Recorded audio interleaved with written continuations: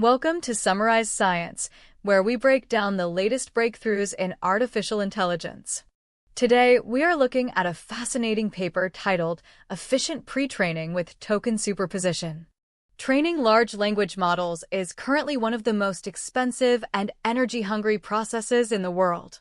The researchers note that as we scale up these models, we need a way to consume data more efficiently given a fixed amount of computing power.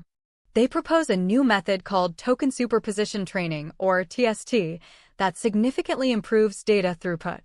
In some tests, TST yielded up to a 2.5x reduction in total pre-training time for large-scale models.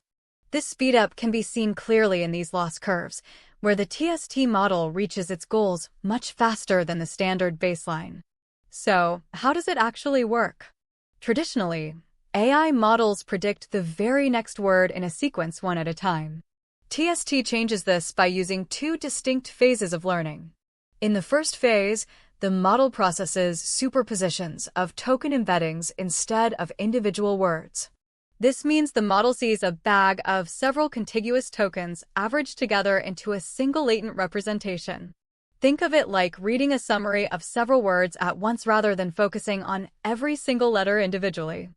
This allows the model to ingest data at a much higher rate without increasing the actual workload on the computer hardware. After this efficient initial phase, the training switches to a recovery phase, where it reverts to standard word-by-word learning. Because the model already has a strong foundation, it adapts to the final task extremely quickly. The researchers tested this approach on several model sizes, ranging from 270 million to 10 billion parameters. The results consistently showed that TST outperforms baseline training methods across the board. Look at the data in Table 1, which shows the TST advantage across different model configurations and evaluation metrics. Even on downstream tasks like logic and reasoning tests, the models trained with this method performed as well as or better than the standard versions. This chart illustrates how different bag sizes and step ratios affect the final performance and loss of the AI. The research highlights the robustness of the method, showing it works across many different settings. They also performed ablations to see if only changing the input or only changing the output would produce these results. They found that while individual changes help, the combination of both yields the most significant gains. One fascinating discovery is that the model's internal circuitry is highly sensitive to how these representations align between phases. Sharing the same brain structure across both the superposition and recovery phases is key to the success of TST. This research effectively trades more data consumption for a lower computational cost, which is a major win for developers.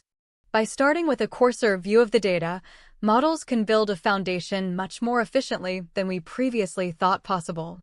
To recap, TST is a simple, drop-in method that requires no changes to the final model architecture or special hardware. It offers a massive 2.5x speedup, which could make training high-end AI much more accessible and affordable. In the future, this could lead to more energy-efficient AI development for everyone.